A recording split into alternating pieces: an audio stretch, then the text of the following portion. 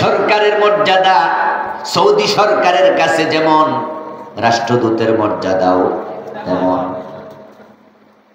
10 লক্ষ বাংলাদেশের মাঝে, বাঙালির মাঝে তার রোল নাম্বার হয়। আল্লাহর লক্ষ লক্ষ মাখলুক, তার মাঝে মানুষ হলো প্রতিনিধি। তাই মানুষের সম্মানও সব মাখলুকের মাঝে আল্লাহর কাছে বেশি। তাই মানুষের নাম আশরাফুল মাখলুকাত, সকল সৃষ্টির মাঝে সেরা, শুধু আল্লাহর প্রতিনিধি হওয়ার কারণে। মানুষের চেয়ে মোটা প্রাণী পৃথিবীতে আছে না নাই? যদি মোটা হওয়ার দিক থেকে সম্মান নির্ধারিত হতো, তাহলে স্থলে সবচেয়ে সম্মানিত প্রাণী হতো হাতি, আর পানির মাঝে সবচেয়ে সম্মানিত প্রাণী হতো তিমি মাছ। ও বন্ধু, যদি অতি চালাক, অতি ধূর্ত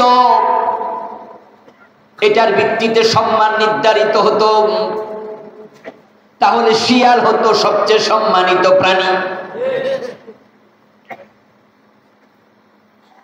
যদি সম্মান নির্ধারিত হতো গতির উপরে ডিপেন্ড করে, তাহলে জিন হতো সবচেয়ে সম্মানিত মাখলুক।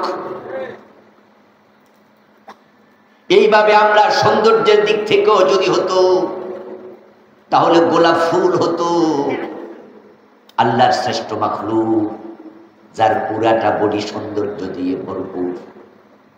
চোখের সামনে ধরলে চোখ জুড়ায়, নাকের কাছে ধরলে অন্তর জুড়ায়, টিপ দিলে আতর বের হয়।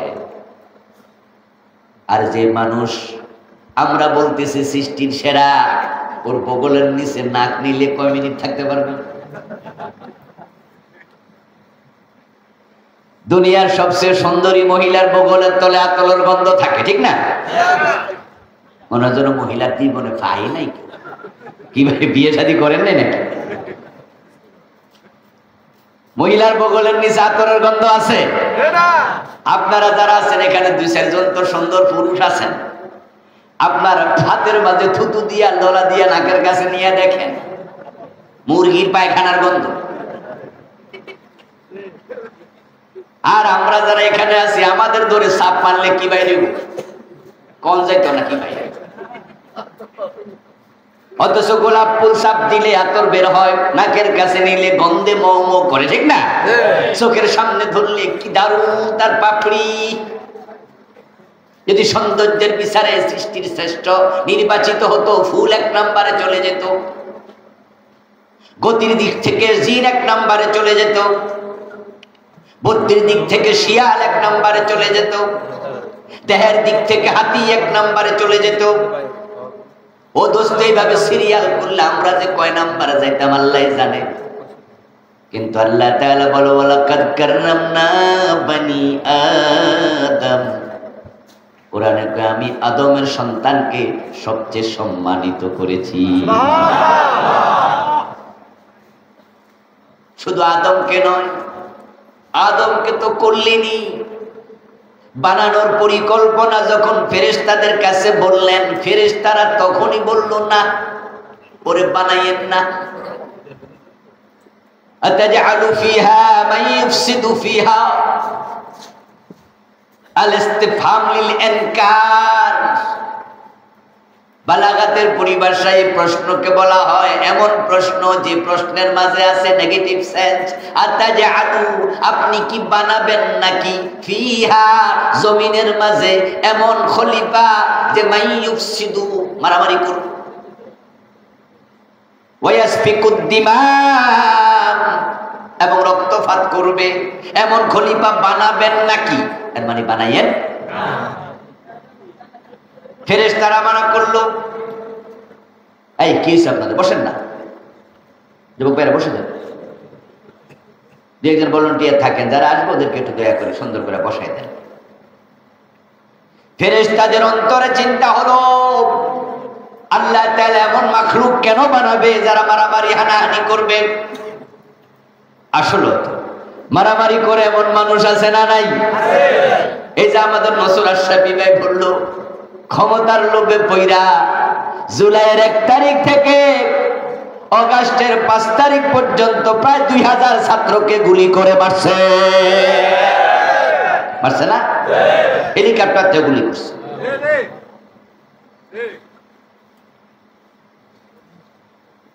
এরপরে ওরা পলানোর পরে গত 5 মাসে আরেক দল মারামারি শুরু করছে, ঠিক নেই?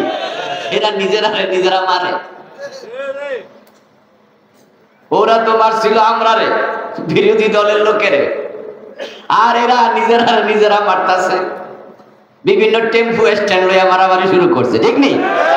আমরা তো কইলে আমরা খারাপ হয়ে যাই। মিজান আজহারি ভাই কইছে একটু সামান্য একটু লারা মারছিল, আর বেশি লারা দেয় নাই, শুধু কইছে এক মাহফিলে যে একদল খাইছে আর একদল খাওয়ার জন্য মোষে তেল দিতেছে। এই তো আগুন লেগে গেল। আরে প্রমাণ হয়ে গেছে আল হাক্কু মুররুন ওয়ালাউ কানা তুররান, সত্য তিতা যদিও সেটা মুক্তার মতো দামি হয়। সত্য কথা কি লাগে? আচ্ছা আপনারা বলেন তো, এখানে তো আমরা বিবেকবান মানুষেরা বসে আছি, দল টল বাদ দেন, দল আমরা করবো, এটা আমাদের অভ্যাস, এটা আমরা করি, কিন্তু বিবেকটার একটু প্রাধান্য দিয়েন। গত 5 মাস আগে যারা সাদাবাজি করছে, এই 5 মাসে তো সাদাবাজি বন্ধ আছে, ঠিক না? বাংলাদেশে কোনো সাদাবাজি এখন নাই, কি আছে? তো হেরা তো নাই, এখন খায় কেনা? খাওয়ার লোক এখনো এরা তো নাই, তাহলে খাইলো না কেন? কি মুসিবতের কথা। বাজার থেকে জামাই গোস্ত কিনে আনছে 1.5 কেজি গোস্ত, আইনা বউরে বলছে রান্না করো। বউ গোস্ত রান্না করছে, রান্না শেষ হওয়ার পরে স্বাদ কেমন একটু চেখে দেখে না, একটু হালকা করে চামচ নিয়ে দেখলো যে কেমন লাগে। জোর খাইয়া বউ কয় এত স্বাদ হয়েছে তরকারি আজকে, গোস্ত জানি কেমন। 1 টুকরা গোস্ত খাইয়া এমন স্বাদ লাগছে, লোক আস্তে আস্তে পুরা খাওয়ার শেষ। এখন 1.5 কেজি সবটা খাইয়া আবার কয় এখন জামাই রে কি করব, কি বিপদ। স্বামী যখন আসছে খাবার টেবিলে বসছে, বউ অন্য তরকারি দিছে, জামাই কয় গোস্ত কই? বউ বলতেছে বিলাই খাইলিস। আমি খাইছি বলে স্বামী মাইন্ড করতে পারে যে তুমি এটা কি করলা, আর নিজেও ভাবতেছে এটা তো অপরাধীর কথা, এত অপরাধ করা যায়, কামটা ঠিক না। তো বিড়াইল উপর ছেড়ে দিছে, জামাই তাই বিড়ালটা ধরছে, 2 রাত তোলা দিয়া চায় যে বিড়াল ওজন 1.5 কেজি, মানে বিড়ালের ওজন আসছে বেশি হইব না। এখন জামাই ভাবে আচ্ছা গোস্ত 1.5 কেজি বিড়ালে যদি খায় তাহলে বিড়াল কই, এটা যদি গোস্ত হয়, কথা বোঝেন নাই তো? 1.5 কেজি বিড়ালও 1.5 কেজি, তাহলে কি একটা প্রবলেম তৈরি হলো। বিড়ালও যদি গোস্ত খায় তাহলে তো 3 কেজি অনেক, কারণ তো এটা 1.5 কেজি হইতেছে, তাহলে এটা যদি বিড়াল হয় গোস্ত কই, আর এটা গোস্ত হইলে বিড়াল। 5 মাস আগে চাঁদাবাদ ছিল, এখন বাংলাদেশ যদি 5 মাসে চাঁদাবাদী না হতো তাহলে আমরা বুঝতাম চাঁদাবাজ শুধু একদল। এখন বারবার চাঁদাবাজি হচ্ছে, এটাই প্রমাণ করে এখানে নতুন চাঁদাবাজও আছে। আমার প্রিয় ভাইয়েরা এই সত্য কথা বলেছে, এতেই তাদের গায়ে লাগে। আজিব তো। আমার প্রিয় ভাইয়েরা বলছিলাম, ফেরেশতারা বলল আতাজআলু ফিহা মান ইউফসিদু ফিহা, এমন খলিফা বানাবেন না যারা জমিনে ফাসাদ করবে, সন্ত্রাস করবে, ওয়াসফিকুদ দিমা, রক্তপাত করবে। মানা করছিল আল্লাহ, মানা শুনে নাই, কারণ ফাআলুল লিমা ইউরিদ, আল্লাহ এমন এক মহান সত্তা, তিনি যা চান তাই করেন, তিনি কারো কথা শুনতে বাধ্য নয়। ইয়াফআলুল্লাহু মা ইয়াশা, কোরআনের আয়াত। আল্লাহ বলে আমি যা চাই আমি তাই করি। তিনি বানালেন, বরং বানানোর পরে ফেরেশতাদেরকে বললেন এ আদম রে তোমরা সিজদা করো। কুল্লা লিল মালাইকাতি ইসজুদু লিআদম, আমি ফেরেশতাদেরকে বললাম আদমকে সিজদা করো।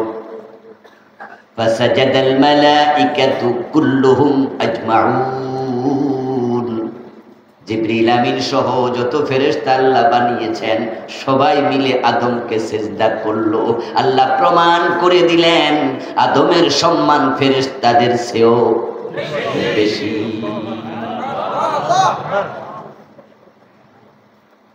ও দোস্ত আমার, মানুষকে আল্লাহ সম্মানিত করলেন কারণ তারাও আল্লাহর খলিফা।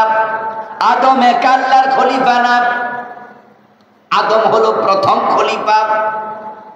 কোরআনে আল্লাহ বলেন হুয়াল্লাযী জাআলাকুম খালাইফা ফিল আরদ, তিনি আল্লাহ যিনি জমিনে তোমাদেরকেও খলিফা বানাইছে। তাহলে আল্লাহর প্রতিনিধি হওয়ার কারণে আমরা হয়ে গেলাম সৃষ্টির মাঝে সবার সেরা। এবার বলুন তো, যার দাম যত বেশি, যার সম্মান যত বেশি, তার দায়িত্ব কম হয় না বেশি হয়? তার দায়িত্ব হবে বেশি, এটাই নিয়ম। মেম্বারের চেয়ে চেয়ারম্যানের সম্মান বেশি, চেয়ারম্যান সাহেবের দায়িত্বটাও বেশি। চেয়ারম্যানের তুলনায় এমপির সম্মান বেশি, এমপি সাহেবের দায়িত্বটাও বেশি। এমপির চেয়ে মন্ত্রীর সম্মান বেশি, মন্ত্রীর দায়িত্ব এমপির চেয়েও বেশি। প্রধানমন্ত্রীর সম্মান সব মন্ত্রীর উপরে, ওনার দায়িত্বটাও সবার উপরে। এবার বলুন তো, মানুষের সম্মান যেহেতু বেশি, মানুষের দায়িত্ব কম হবে না বেশি? এখন এমপি যদি দায়িত্ব পালনে ব্যর্থ হয়, এমপি গিরি থাকেনি? থাকবে? মন্ত্রী যদি দায়িত্ব পালনে ব্যর্থ হয়, তার মন্ত্রিত্ব থাকে না।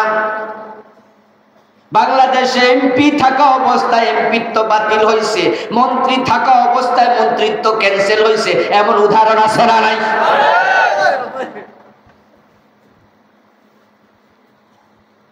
এই যে লতিফ বিশ্বাস, লতিফ সিদ্দিকী নাম শুনছেন? কাদের সিদ্দিকীর ভাই। উনি বাংলাদেশ সরকারের পাট ও বস্ত্রমন্ত্রী ছিলেন, বাংলাদেশ সরকারের এমপি ছিলেন।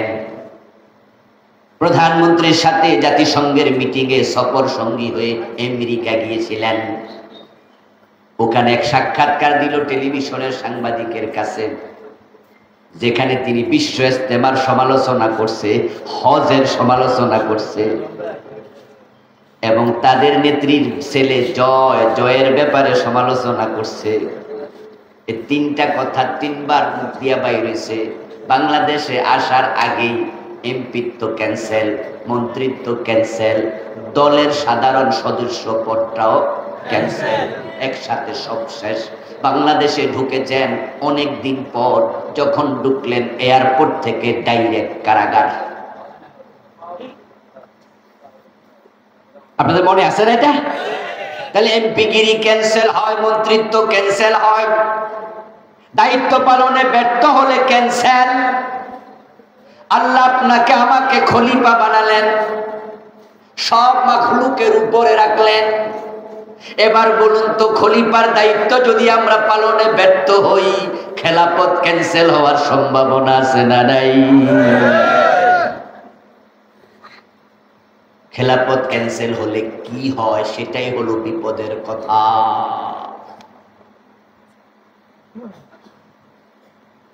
ও প্রিয় ভাইরা, আল্লাহ তাআলা কোরআন মাজিদ আমাদের সম্মানের কথা বললেন এক আয়াতে, আরেক আয়াতে বললেন আবার অপমানের কথা। লাকাদ খলাকনাল ইনসানা ফি আহসানি তাকওয়িম। সুবহানাল্লাহ পড়া। মানুষের আকল দিয়ে, বিবেক দিয়ে আমি তাদেরকে করেছি সৃষ্টির মাঝে সেরা, বানালাম তাদের খলিফা। পরের আয়াত হলো, আমার সাথে পড়ুন, সুম্মা রাদাদনাহু আসফালা সাফিলিন। অতঃপর কিছু মানুষকে আমি সকল সৃষ্টির সবচেয়ে নিচে ফেলে দিয়েছি। সুম্মা রাদাদনাহু, অতঃপর আমি তাকে ফেলে দিলাম আসফাল। আসফাল ইসমে তাফজিল, সুপারলেটিভ ডিগ্রির সিগা। আসফালা সাফিলিন, যার নিচে আর জায়গা নাই, সবার নিচে ফেলে দিয়েছি। এমন কিছু মানুষও আছে। ওরা কারা? ওরা মানুষ না, ওরা দেখতে মানুষের মতো। আল্লাহ তাআলা কুরআন মাজিদে বলছেন উলাইকা কাল আনআম বাল হুম আদাল। ও মানুষগুলো পশু, বরং পশুর চেয়ে আরো অধম। আপনাকে আমাকে খলিফা বানায় আল্লাহ সবার উপরে রাখছিল, ফেরেশতার উপরে। এই যে আজকের মাহফিল আপনারা এসেছেন, যখন কোরআন শিখার জন্য, হাদিস শিখার জন্য আল্লাহর কোন বান্দা ঘর থেকে বের হয় ইলম তলবের নিয়তে, ইন্নাল মালাইকাতা লাতাদাউ ওয়াজনিহাতাহা রিদান লিতালিবিল ইলম। রাসূলুল্লাহ বলেন, আল্লাহর খলিফা আল্লাহর কোরআন রাসূলের হাদিস শিখার জন্য যখন বের হয়, তার সম্মানার্থে আল্লাহর ফেরেশতারা তাদের পাখাগুলো তাদের পায়ের নিচে বিছায়া দেয়।